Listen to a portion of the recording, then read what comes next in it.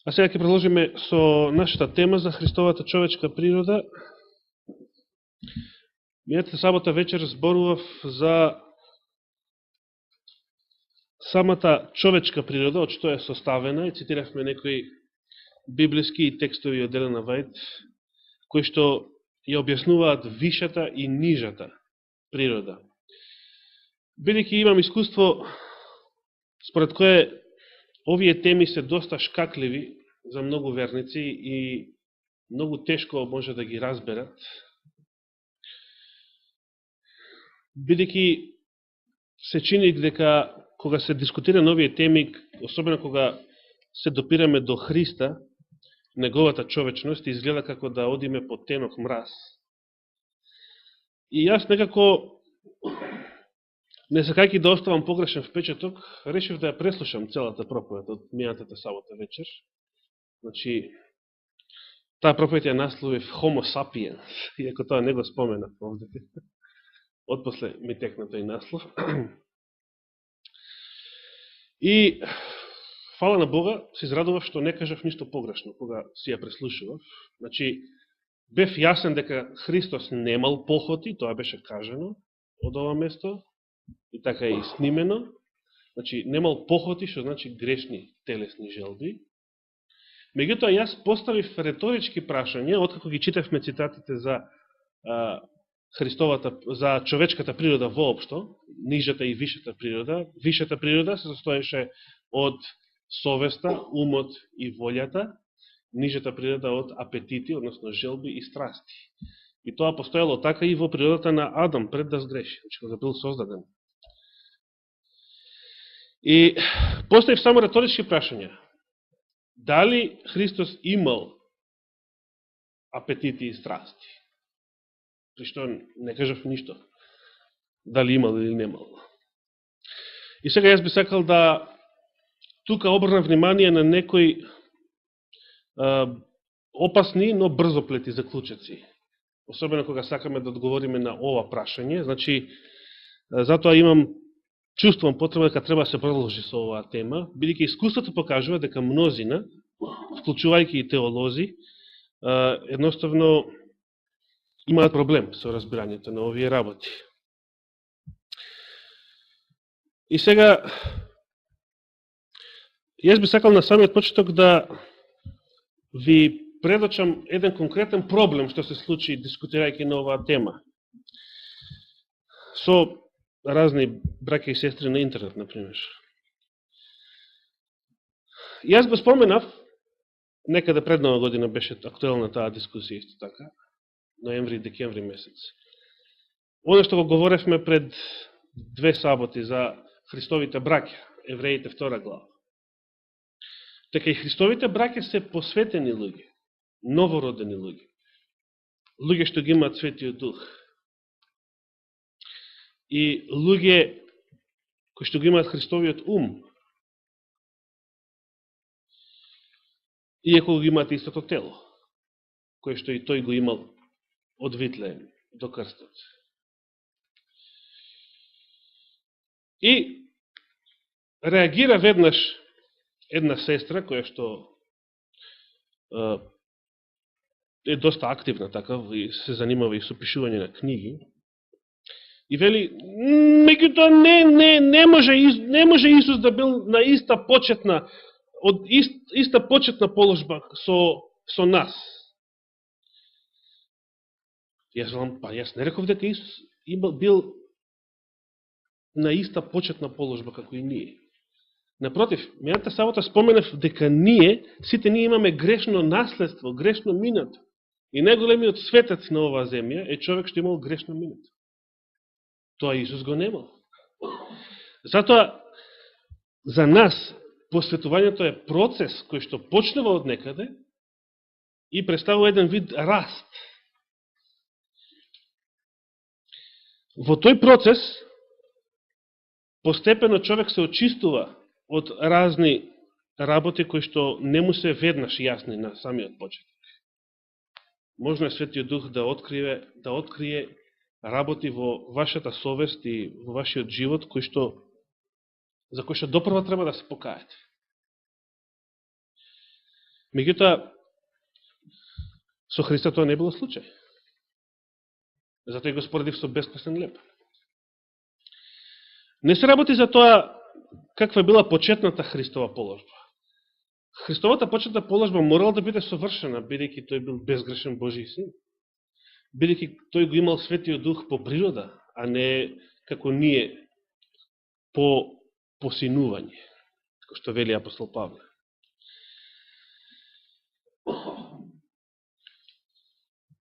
На прашањето дали Христос имал страсти, треба да се одговори со не. Но дали знаете зошто? Не затоа што имал поинаква човечка природа од нас, тука грешат мнозина адвентистички теолози и протестантските теолози воопшто. Сето тоа потекнува од Августиновата теологија, според која Христос имал различна природа од нашата. Значи, не затоа што имал различна природа од нашата, туку затоа што имал посветен ум, односно затоа што го имал Светиот Дух, ја имал во себе од почеток преизобилната Божја благодат. Апостол Павле ја нарекува Божјата благодат преизобилна, таму во Римјаните 5:20, сеќавате. Божјата благодат преизобилува. Колку год да е силен гревот, Божјата благодат е посилна од него. Затоа благодатта може, располага се толкава сила, во потполност да ги умртви сите телесни страсти. И ја тоа го знам од искуство. Илјадници, милиони може да посведочат со такви искуства. Проблемот е што ние не сме постојани. Затоа апостол Јаков не нарекува непостојани. Ние не сме секојаш на такво ниво.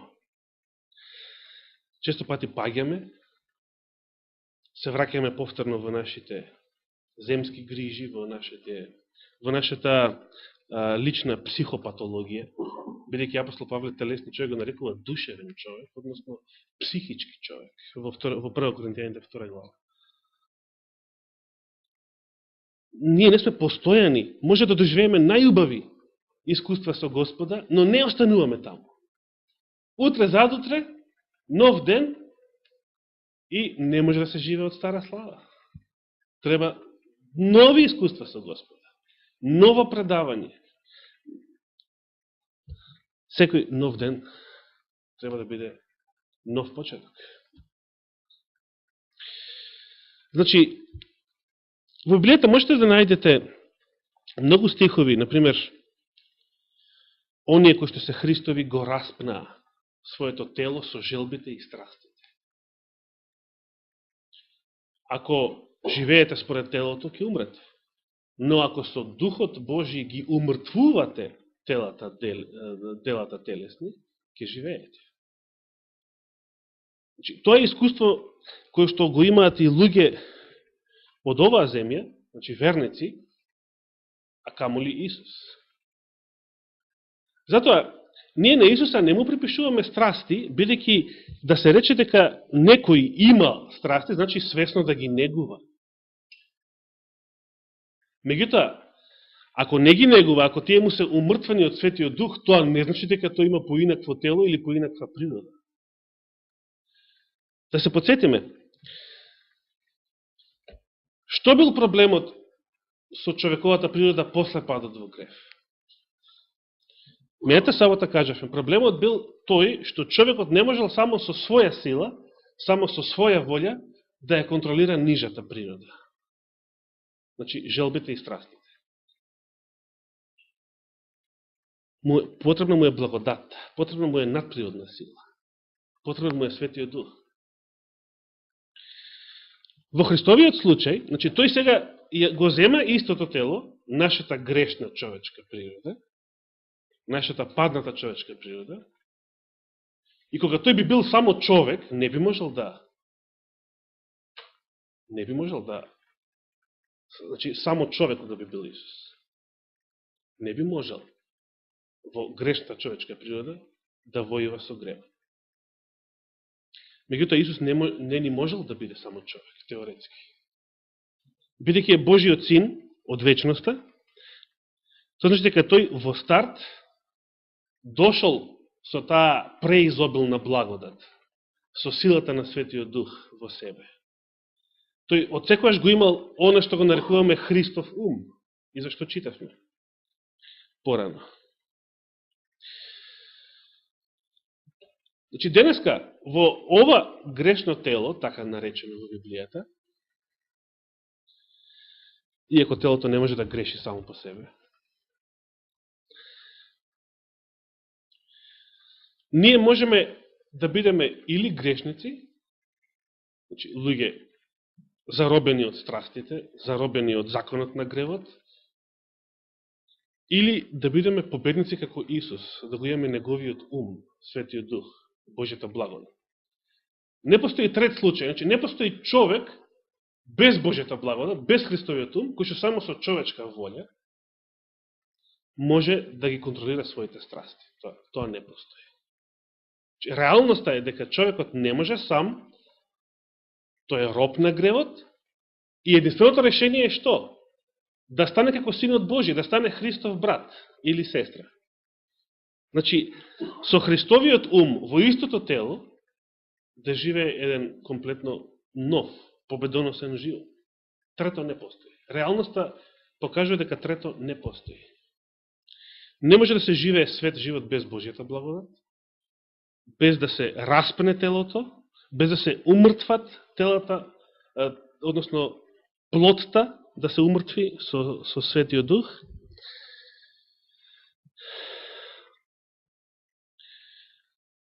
Исто така, не може човек сам да ги контролира своите желби и страсти. Сега, тука постои еден друг момент. Цитирајќи ги зборовите на Елена Вајд, често пати го читав овој поим страсти, бидејќи таа го употребува. Самата човечка природа направила овој поим да стане двосмислен.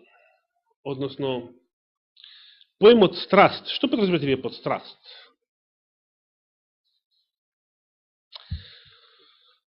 Не постојат само телесни страсти. Многу што може да ви стане страст, например, музиката може страст да исто.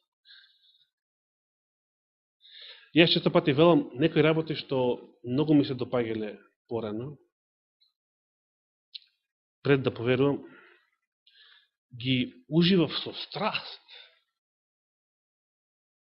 Дали е тоа некој филм, дали е тоа Биело дугме, дали е тоа шах, дали не знам шо. Сега може да го правам истото, да слушам нешто, ама не е тоа истото. Ја знам со каква страст некогаш тоа сум го доживувал, сега може да ми се допаѓа пак, ама не е тоа истото. Го неам истиот однос. Во историјата зборот страст, или пасија, или патење, значи страдање, не значи, например, похоти или телесни желби, или во што се претворил. Например, Христовата последна седмица од животот пред распетието е наречена страстна седмица. Заради тоа и филмот на Мел Гибсон. Не се мисли на страсти во денешна смисла на зборот, туку се мисли на Христовите страдања. Затоа и беше напишена, дали од Хендел беше, пасија според Матеј, че цели музички композиции се напишани со тој израз, пасија. Значи да патиш, да страдаш. Како одеднаш тоа, значи страста значило страдање, патење, и во тој смисол може да се рече дека Христос го имал тоа, бидејќи тој токму затоа ја зел нашата човечка природа за да пати, за да пострада. Еве да прочитаме уште два стиха од посланието до евреите во појаснение на оваа тема.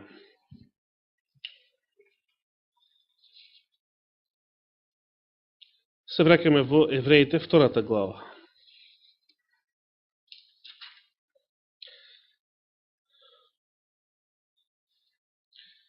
Прво, 10 стих вели: зашто му прилегаше на оној, поради кого е се и од кого е се, при донесувањето на многобројните чеда во слава, или при прославувањето на многобројните чеда, преку страдања да го усоврши зачетникот на нивното спасение. И потоа вели, бидејќи и они што осветува и они што се осветуваат, сите се од еден, затоа Исус не се срамува да ги нарече браќа. Значи, Исус требало да биде усовршен преку страдање, се вели тука. Тој си бил совршен кога дошол. Меѓутоа, требал да запознае, да вкуси страдање. Сега требал да тоа совршенство требал да го сочува преку страдање. Со други зборови, истата тематика како во случајот со праведниот Јов. Значи, Јов бил верен и послушен на Бога, но сега требал да покаже дека е тоа истото, откако ќе вкуси страдање.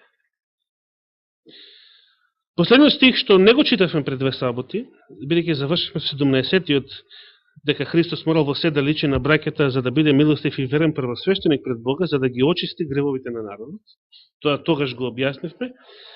Но сега 18-тиот вели, зашто во она што сам претрпе, откако беше искушан, во тоа ќе може и на искушуваните да им помогне. Значи, ако Исус не бил искушан во нешто, во што вие се искушувате, тој во тоа нешто не може да ви помогне.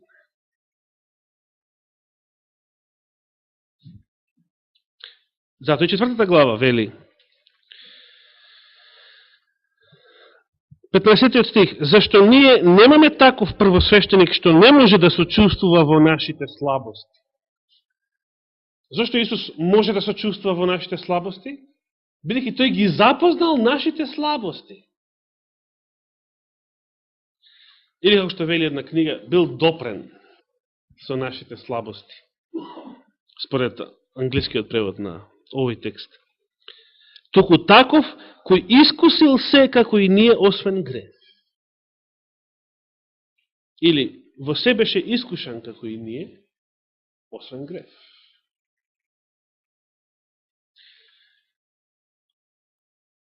Со овие Павлови зборови, денеска многу адвентички теолози имаат проблем да ги прифатат. Тоа е реалност да го покажува. И еден теолог со 4 факултета вака реагираше. Па тогаш, како може, јас што ги имам документирано, можем да го покажам. На брат Саша му ги покажав тие дискусии. Како може Исус да ми помогне мене, кој што сум грешник, кој што имам грешен ум? Значи, ако Исус го немал тоа, значи, во себе да искушен, ама освен греф, така? И сега, тој изведува заклучок, па тогаш Исус не може да... Пак Исус не може да ми помогне, бидејќи јас сум грешен. Јас сум имам направено гревови. Штом он го немал тоа искуство, како може да ми помогне? Затоа што навистина постојат искушенија, во нашиот живот постојат искушенија што се резултат на нашите гревови. Пример, мене во моментов не ме искушува ништо да запалам цигара, што не сум бил пушач, не сум бил страстен пушач. Не ме искушува дрога, бидејќи никогаш не сум бил зависен од тоа, па да имам во мене нешто што сега ќе ме влече кон тоа. Или еден куп други работи. Значи, многу искушенија што ние ги имаме во животот се резултат на нашите гревови. Такви искушенија Исус немал, бидејќи тој никогаш не сгрешил. И сега поставува теологот прашање како може таквиот Исус сега да ми помогне. Очигледно тој како да бара некој таков спастил кој што изгрешил, кој што имал удел и во греот. Библијата е јасна, како што и одговорив на споменатиот теолог. Библијата не учи дека стариот и грешниот човек треба да се спаси. Стариот и грешниот човек треба да умре, треба да цркне. Стариот и грешниот човек, Библијата учи, треба да биде распнат. Стариот и грешниот човек не треба да се спаси. Тоа е Евангелието. Исус ги спасува оние што се новородени.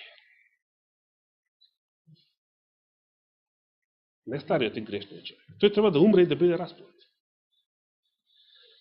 Постојат два начина како да умре и да биде распнат. Првиот е да дозволи Божјата благодат да го уништи, да го распне и потоа да го воскресне во нов живот. А ако ја одбива Божјата благодат и сака да се живее понатаму во греот, вториот начин е да биде ликвидиран после Божиот суд во огненото езеро.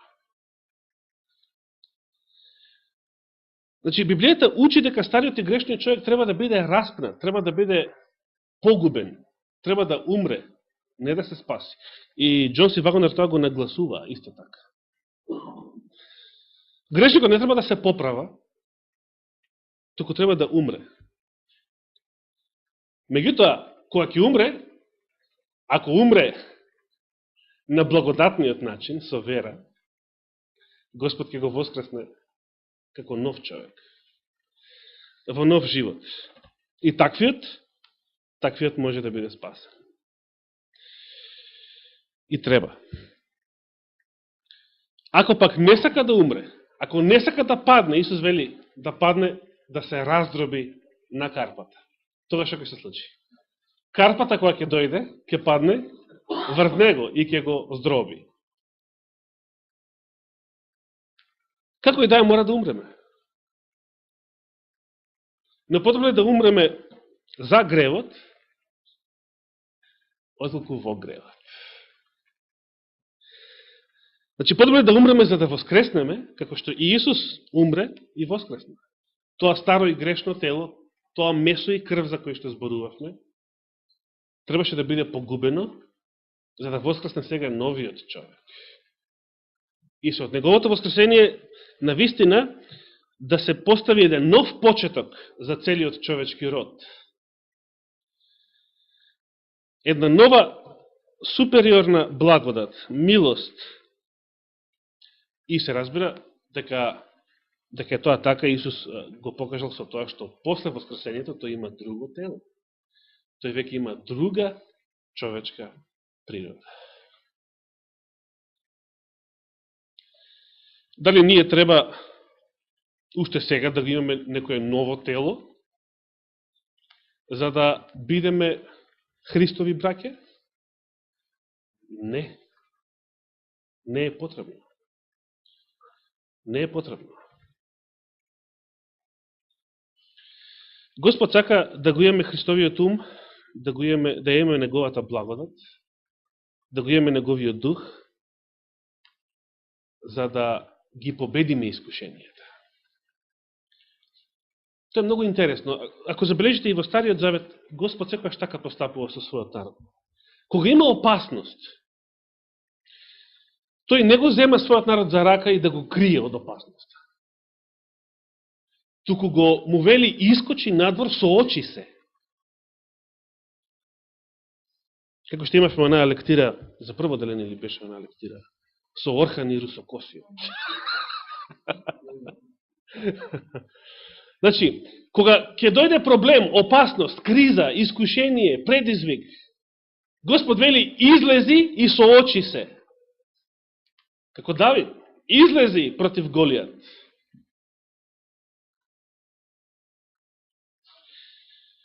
Господ не зема за рака да не крие од опасноста. Господ не го разгалува својот народ. Тој ни вели, излези, соочи се.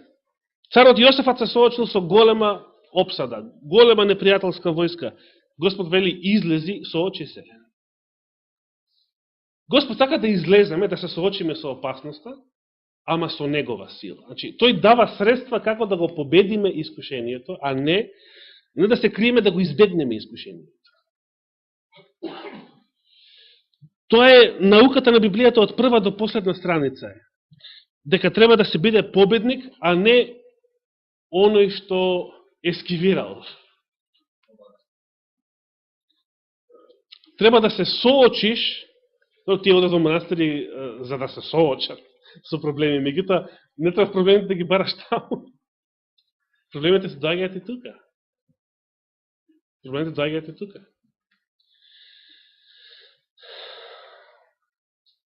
Може и собствениот дом да го претвориш во манастир. Изфрли телевизор, изфрли интернет, изфрли. Не купувај некои видови на храна, купувај само некои видови на храна. Ти можеш собствениот дом да го претвориш во манастир. Излези на планина живе, како што вели на Навајта. Надвор од градовите. Занимавај се со бавча и така натаму. Не треба да се отиде буквално во манастир. Искушенијата, меѓутоа, секаде да ги наследат. Не може да избегаме од нив. Ако па некој отишол во манастир мислејќи дека така ќе избега од искушенија, се прелажал гадно. Но не, тие велат дека одат токму затоа да се искушуваат, тоа се наречени искушеници. Меѓутоа, искушенија имаме на секој чепаш. Некои самите се ги правиме. Самите сме виновни што не снаоѓаат некои искушенија. Но постојат искушенија кои што не можеме да ги избегнеме и не треба да ги избегнеме, туку кои што Господ дозволува да дојдат на нас. Значи, кои што можеме да ги наречеме судбина, условно речено. Значи, Господ сака да се соочиме со нив. И зошто сака да се соочиме со нив?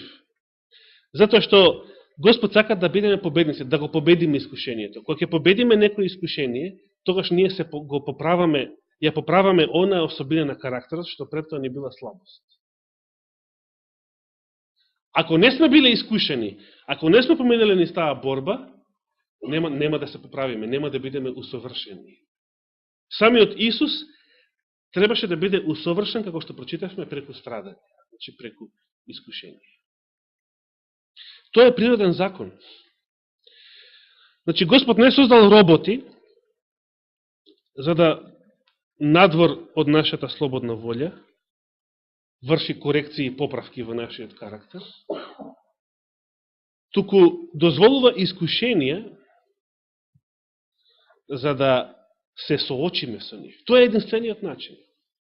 Единствениот начин да Господ не усоврши е да поминеме низ борба, низ сито и решето, а он ги обезбедува средствата за победа, оружието. Ама треба да се соочиме со борбата, ако нема борба, нема да се усовршиме. Не постои друг начин.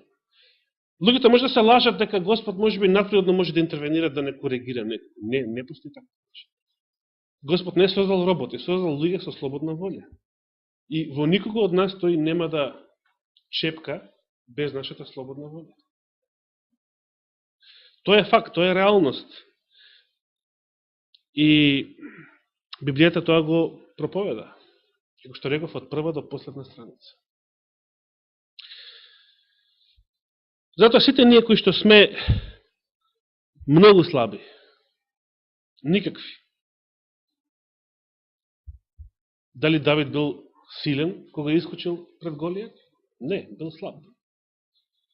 Бил послаб од најслабиот израелски војник. Бил толку слаб, што кога царот Саул му ја дал неговата опрема, не можел ни да ја носи.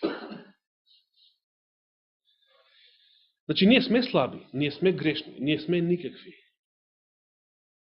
Ние сите патиме, страдаме. Меѓутоа, Господ ја обезбедил силата за победа, благодат. Ништо друго. А таа е преизобилна. И Господ сака да се соочиме за да станеме победници, да се соочиме со гревот, со непријателот, со секоја искушение, за да станеме победници. И затоа во секоја порака до 7 цркви на оној што победува, на оној што победува. На оној што победува. Браќа и сестри и драги пријатели, Господ е силен и моќен да победи, тој е семоќен. Да дозволиме да влезе во нашиот живот, за да победи во нашето тело, како што победил во она тело што го зел од Дева Марија, некогаш пред 2000 години во Витлеем. Нека му е фала и слава вечно. Амин.